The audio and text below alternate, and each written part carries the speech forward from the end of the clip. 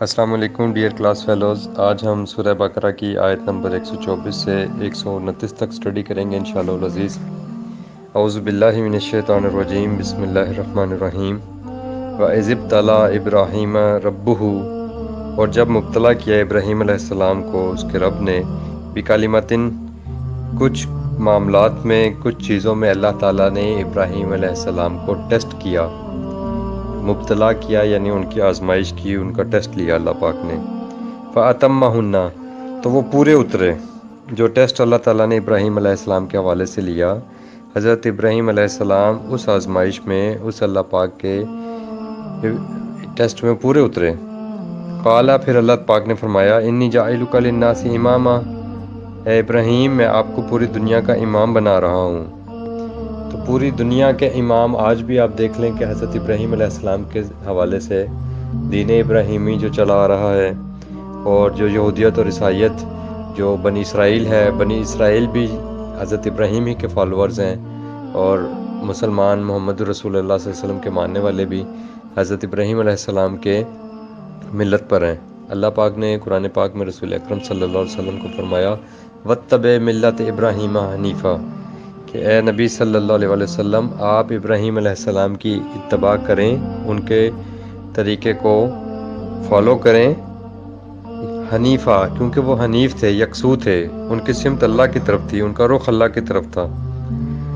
تو اس وجہ سے اللہ تعالیٰ نے یہاں پر جو بات بتائی ہے کہ اے ابراہیم علیہ السلام، ہم آپ کو پوری انسانیت کا امام بنا رہے ہیں۔ قَالَ وَمِن ذُرِّيَّتِي، حضرت ابراہیم علیہ السلام نے فرمایا کہ اے اللہ، اور میری اولاد کے بارے میں کیا معاملہ ہوگا؟ قَالَ،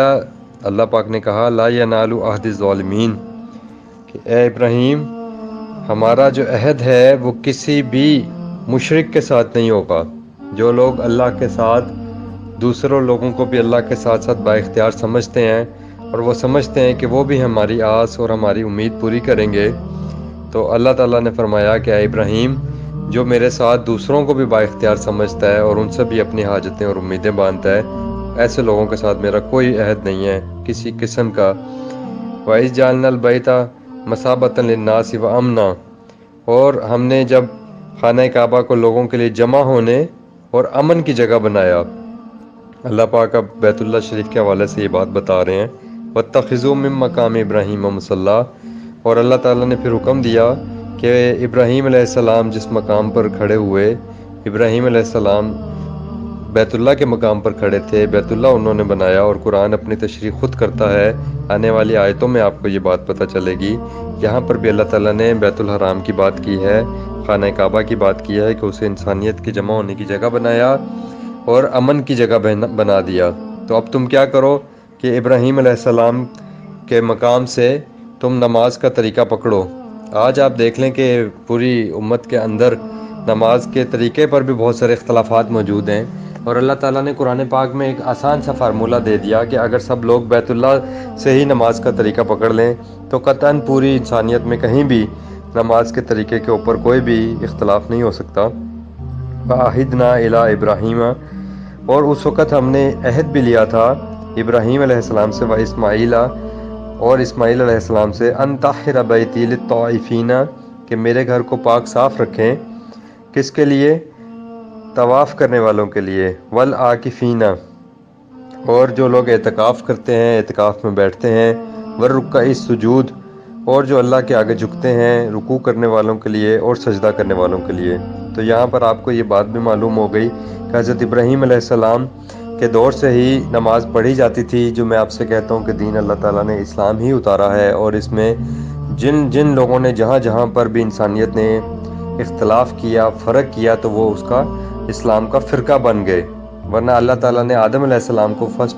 ٹائم ہی جب اس دنیا میں بھیجا تو اسی وقت ہی فرما دیا تھا، فَإِمَّا يَأْتِيَنَّكُم مِّنِّي هُدًى، پر جب بھی تمہارے پاس میری طرف سے کوئی ڈائریکشنز آئیں، اللہ کی ہدایات اللہ کی کتاب میں ہوتی ہیں، جیسا کہ قرآن میں بھی اللہ نے فرمایا، ذَلِكَ الْكِتَابُ لَا رَيْبَ فِيهِ هُدًى لِّلْمُتَّقِينَ، اللہ سے ڈرنے والوں کے لیے، اللہ کا خوف رکھنے والوں کے لیے، اللہ کی محبت رکھنے والوں کے لیے،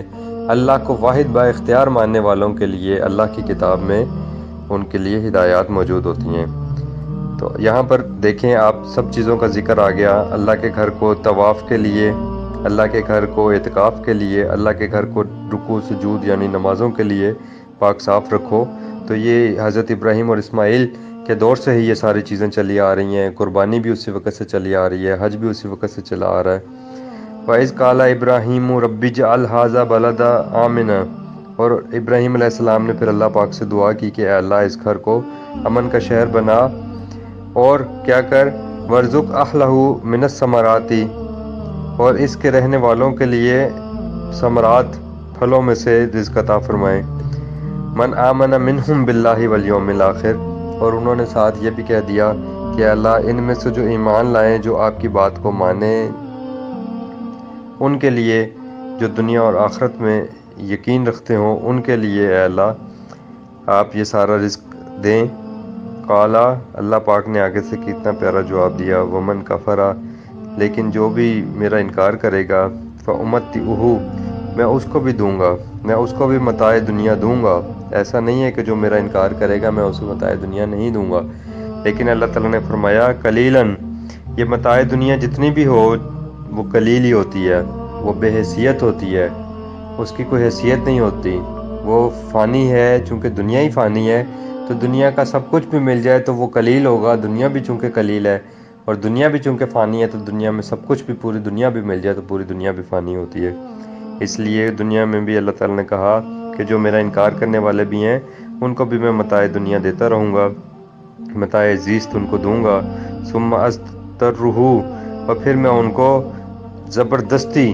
الی عذاب النار، دوزخ کے عذاب کی طرف لے جاؤں گا، یعنی ان کو پھر دوزخ میں دھکیل دیا جائے گا۔ وبئس المصیر، اور دیکھو کہ وہ کتنا برا ٹھکانہ ہے۔ وَإِذْ يَرْفَعُ، اور جب وہ بلند کر رہے تھے ابراہیم القواعد من البیت، اللہ کے اس گھر کی دیواریں، اس گھر کی بنیادیں، ابراہیم علیہ السلام و اسماعیل، اور اسماعیل علیہ السلام جب اللہ پاک کے گھر کی بیت اللہ شریف کی دیواریں بلند کر رہے تھے تو وہ دعا فرما رہے تھے ربنا، اے ہمارے رب، تقبل منا، قبول کر لیجئے آپ، منا، ہم سے، اے اللہ جو ہم یہ آپ کے گھر کی دیواریں بلند کر رہے ہیں، آپ کا گھر تعمیر کر رہے ہیں۔ اور اللہ تعالیٰ نے پھر آگے جا کے قرآن میں یہ بھی بتایا کہ ابراہیم لوگوں کو حج کے لیے بلاؤ، اس گھر کے حج کے لیے، تاکہ وہ دور دور سے آئیں اور اللہ کے گھر کا حج کریں، طواف کریں، رکوع اور سجود کریں۔ تو میں نے آپ کو بتایا تھا کہ حضرت ابراہیم علیہ السلام، سنت ابراہیمی حضرت اسماعیل اور حضرت ابراہیم علیہ السلام کے حوالے سے ادھر مکہ میں چل رہی تھی، اللہ کے گھر کے حوالے سے تمام عرب اس چیز کو جانتے تھے، اور وہ سارے دین ابراہیمی ہی پر ہی تھے، لیکن انہوں نے دین ابراہیمی، وہی دین ہے کہ وہ مسلمان تھے، دین ابراہیمی پر تھے، لیکن انہوں نے اس میں شرک کی ملاوٹ اور آمیزش کر لی تھی، اور اپنے خود ساختہ روایات گھڑ لی تھیں، اور ان کے اوپر اپنے دین کو قائم کر لیا تھا۔ اسی طرح حضرت ابراہیم کے دوسرے بیٹے اسحاق علیہ السلام کی اولاد حضرت یعقوب علیہ السلام، اور ان کا لقب اسرائیل تھا، اور پھر بنی اسرائیل، اور ہر نبی اپنے اپنے بنی اسرائیل میں جو نبی آئے وہ یہی بتاتے رہے کہ ایک نبی آخری آئیں گے۔ تو یہاں پر حضرت ابراہیم علیہ السلام نے اللہ تعالیٰ سے یہی دعا کی کہ ربنا تقبل منا انک انت السمیع العلیم، کہ اے اللہ آپ سننے والے اور جاننے والے ہیں، ہمارے سے اس خدمت کو قبول کر لیجئے۔ اور انہوں نے اللہ تعالیٰ کو پھر کیا بتایا، وہ عہد کیا تھا جو اوپر اللہ تعالیٰ نے کہا تھا کہ میرا عہد ظالموں کے ساتھ نہیں ہے، یہ حضرت ابراہیم نے یہی عہد کیا، ربنا، اے ہمارے رب، وجعلنا، اور ہمیں بنا دیجئے، ہمیں شامل کر دیجئے، مسلمین لکا، اپنا مسلمان، اے اللہ ہمیں اپنا مسلمان بنائے رکھیے، اے اللہ ہمیں اپنا مسلمان چن لیں، ہمیں اپنا مسلمان بنا دیں، ومن ذریتنا، اور جو ہماری اولاد ہو وہ بھی آپ ہی کے مسلمان ہو، آپ ہی کی فرما بردار ہو، آپ ہی کی طرف رخ کرنے والی ہو، آپ ہی سے اپنی آس اور امید باندھے، اور آپ ہی سے اپنے جو ہے اجر اور ثواب کی امید رکھے، امتاً مسلمتاً لک، اور وہ ایک امت ہو، اے اللہ جو ہماری اولاد ہے اس کو بھی اسی ایک مرکز کے ساتھ جوڑ دیجئے، اسی ایک مرکز جو بیت اللہ ہے اسی کے ساتھ پوری انسانیت جڑ جائے، ہماری تمام اولاد اسی کے ساتھ جڑی رہے، اور جو اس گھر کے ساتھ جڑا رہے گا اور جو آپ کی ذات کے ساتھ جڑا رہے گا وہ مسلمان ہوگا۔ اور اے اللہ ہم آپ سے یہی دعا کرتے ہیں کہ یہ ایک امت کی طرح اور ایک مسلم امت کی طرح زندگی گزاریں ہماری اولاد بھی، وَأَرِنَا، اور اے اللہ اب ہمیں دکھائیے، مناسکنا، ہمیں طریقے عبادت یعنی جو ہم نے یہاں پر مناسک کرنے ہیں وہ ہمیں دکھا دیجئے۔ آپ کو پتہ ہے کہ جو سنت ہے وہ سنت عمل کا نام ہے، اور عمل دیکھ کر ہی آتا ہے۔ تو حضرت ابراہیم اور حضرت اسماعیل نے جب اللہ کے گھر کی دیواریں بلند کیں تو انہوں نے اللہ تعالیٰ سے یہ درخواست کی کہ اللہ، اب ہم نے یہاں پر جو ہم نے یہاں پر اپنی پرفارم کرنی ہے، اپنی ساری رسوم و رواج آپ کی ذات کے لیے، آپ کی خوشنودی کے لیے، کیونکہ ہر انسان، آپ دیکھیں پوری انسانیت کسی نہ کسی طرح سے اپنے اپنے آقاؤں کو، اپنے اپنے جو معبود انہوں نے بنائے ہوئے ہیں، جن آقا بنائے ہوئے ہیں، جن کے ساتھ وہ ان کے غلامی اختیار کرتے ہیں اور ان کی خوشنودی کے لیے وہ کوشش کرتے ہیں، تگ و دو کرتے ہیں، ان کے لیے کوئی نہ کوئی رسوم و رواج انہوں نے ڈیولپ کیے ہوتے ہیں۔ تو حضرت ابراہیم علیہ السلام نے کہا کہ اے اللہ، ہمیں اب بتائیے، یہ ہم نے آپ کا گھر بنایا ہے اور ہم آپ کے مسلمان ہیں، تو اب ہمیں دکھائیے وہ جو ہم نے یہاں پہ پرفارم کرنا ہے، یعنی نماز، روزہ، نماز اور طواف اور حج کے سارے مناسک تو اللہ پاک آپ کو معلوم ہے کہ اپنے فرشتوں کے ذریعے انبیاء کرام کو وہ سب چیزیں سکھا دیتے ہیں، اور پھر انبیاء کرام انسانیت میں وہ عمل جاری کر کے جاتے ہیں، اسی لیے وہ سنت رسول کہلاتی ہے، سنت ابراہیمی کہلائی۔ وتب علینا، اور اے ہمارے پروردگار آپ ہماری طرف توجہ کیجئے، ہماری طرف اپنے رحم کے ساتھ توجہ فرمائیے، انک انت التواب الرحیم، بے شک آپ تو توجہ فرمانے والے اور مہربان ہیں۔ ربنا وبعث فیہم رسولا منہم، دیکھیں ابراہیم علیہ السلام نے دعا کی کہ اے اللہ، ان لوگوں میں انہی میں سے رسول بھیجیے۔ جو لوگ مکہ میں آ کر آباد ہوئے، یعنی حضرت اسماعیل علیہ السلام کو حضرت ابراہیم اللہ کے حکم پر اس مکہ وادی جو ببکۃ مبارکہ تھی اس میں چھوڑ گئے تھے، تو انہوں نے کہا کہ اب جو انہی میں سے رسول بھیجیے، یتلو علیہم آیاتی کا، جو ان پر تیری آیات کو تلاوت کرے۔ جب یہ تلاوت کا لفظ آئے گا نا، تو اس کو آپ دیکھیے گا کہ پورے قرآن میں جہاں بھی تلاوت کا لفظ آیا ہے نا، وہ اسی لیے آیا ہے کہ تلاوت ہمیشہ دوسرے پر کی جاتی ہے۔ یتلو علیہم یعنی ان پر تلاوت کرے، تو تلاوت ہے سنت رسول، کہ رسول اللہ، اللہ کے رسول، کوئی بھی رسول کیا کرتے ہیں، وہ اللہ کی آیات اللہ کے بندوں پر تلاوت کرتے ہیں۔ جب آپ بیٹھ کے قرآن پڑھ رہے ہوتے ہیں تو اس کے لیے قرآن میں علیحدہ سے ایک لفظ آیا، اس کو قرآن پڑھنا کہتے ہیں، اس کے لیے آیا اقرا بسم ربک الذی خلق، وہاں پر بھی آپ دیکھیں، اور اللہ تعالیٰ نے ایک اور جگہ پہ فرمایا فقرؤوا ما تیسر من القرآن، تو آپ اس کے لیے اللہ تعالیٰ نے جو لفظ استعمال کیا ہے وہ آپ جب بیٹھ کے خود اسٹڈی کر رہے ہوتے ہیں اس کو اقرا کہتے ہیں، فقرؤ کہتے ہیں، اور جب آپ کو کسی اور پر قرآن کو پڑھ رہے ہوتے ہیں، یعنی انسانیت تک قرآن کو پہنچا رہے ہوں گے، تو اس کو کہتے ہیں تلاوت کرنا، دوسرے پر تلاوت کرنا۔ تو تلاوت ہمیشہ دوسرے پر کی جاتی ہے، اور تلاوت کا لفظ بھی قرآن کی آیات ہی کے ساتھ مخصوص ہے، ہمیشہ یہ ذہن میں رکھیے گا۔ اگر آپ کسی شخص کے پاس جاتے ہیں اور وہ کہتا ہے، وہ کچھ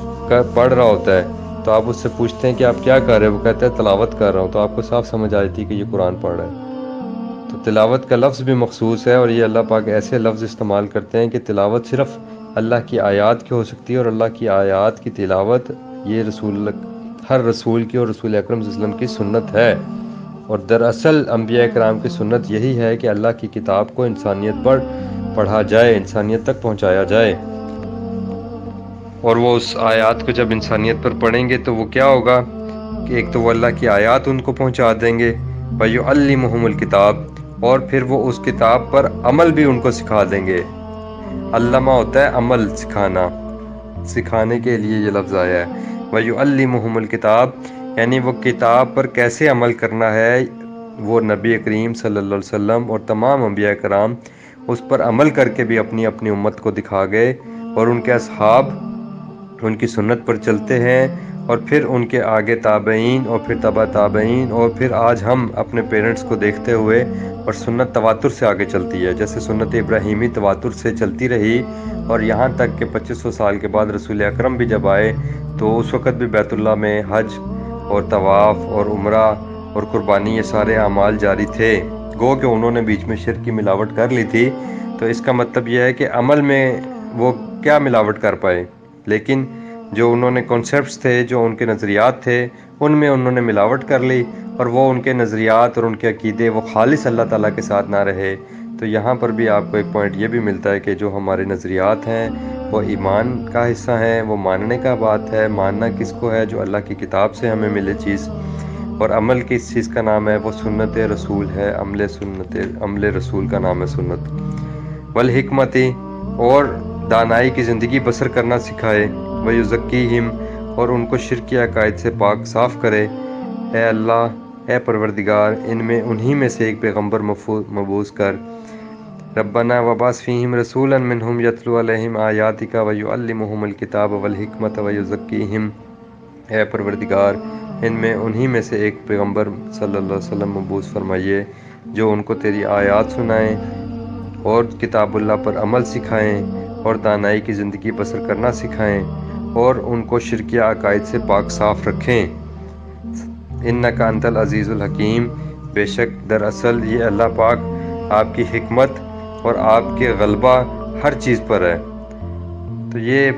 آپ اس سورہ رکوع سے اس بات کو آپ بخوبی سمجھ گئے ہوں گے کہ دین ابراہیم جو آج بھی ٹرم یوز کی جاتی ہے، تو ابراہیم علیہ السلام ہی وہ ذات ہیں، وہ نقطہ ہیں جس پر اللہ تعالیٰ نے پوری انسانیت کو انہی کی طرف بلایا، اور وہ ایک کامن ہستی ہیں جن کو اللہ تعالیٰ نے بتایا کہ انی جاعلک للناس اماما۔ تو آج بھی پوری انسانیت اگر حضرت ابراہیم علیہ السلام کو دیکھے تو حضرت ابراہیم علیہ السلام کی اولاد میں آگے پھر محمد صلی اللہ علیہ وسلم، یہ وہ نقطہ ہیں، یہ وہ ذات ہیں جس پر ساری کی ساری انسانیت آج بھی اکٹھی ہو سکتی ہے۔ ہمیں انسانیت کو اسی حوالے سے اس قرآن کی طرف بلانا ہے، ان کو دعوت دینی ہے، اور ان سے ہم نے دوری اختیار نہیں کرنی، ان سے ہم نے کسی قسم کا کوئی جھگڑا نہیں کرنا۔ جب یہ دعوت ان تک پہنچے گی، وہ اس دعوت کو اگر سوچیں گے سمجھیں گے تو پھر ہی قبول کریں گے، اور اگر وہ اس کو قبول نہیں کریں گے تو وہ پھر کیا کریں گے؟ پھر وہ اس کا انکار کریں گے، اور جب کوئی اس کا انکار کرتا ہے سننے کے بعد سمجھنے کے بعد، پھر وہ کافر کہلاتا ہے۔ اس سے پہلے تک جس تک دعوت پہنچی نہیں ہے اسے آپ کافر نہیں کہہ سکتے۔ تو اللہ تعالیٰ ہمیں قرآن پاک کو صحیح معنوں میں سمجھنے، اس پر عمل کرنے، اس کو سیکھنے اور سکھانے کی توفیق عطا فرمائے، کیونکہ رسول اکرم صلی اللہ علیہ وسلم کی سب سے بڑی سنت ہی یہی ہے، اور رسول اکرم نے خود بھی فرمایا کہ بلغوا انی ولو آیا، میری طرف سے پہنچا دو انسانیت کو، چاہے ایک آیت ہی تمہارے پاس ہو، لیکن اللہ کے رسول نے قرآن ہمیں دیا، یہ کتاب ہے جو رسول اکرم ہمیں دے کر گئے۔ اور آپ صلی اللہ علیہ وسلم نے فرمایا خیرکم من تعلم القرآن وعلمہ، تم میں سے بہترین شخص وہ ہے جو خود قرآن سیکھے اور دوسروں کو سکھائے۔ وما علینا الا البلاغ، ربنا تقبل منا انک انت السمیع العلیم وتب علینا انک انت التواب الرحیم۔ آمین یا رب العالمین۔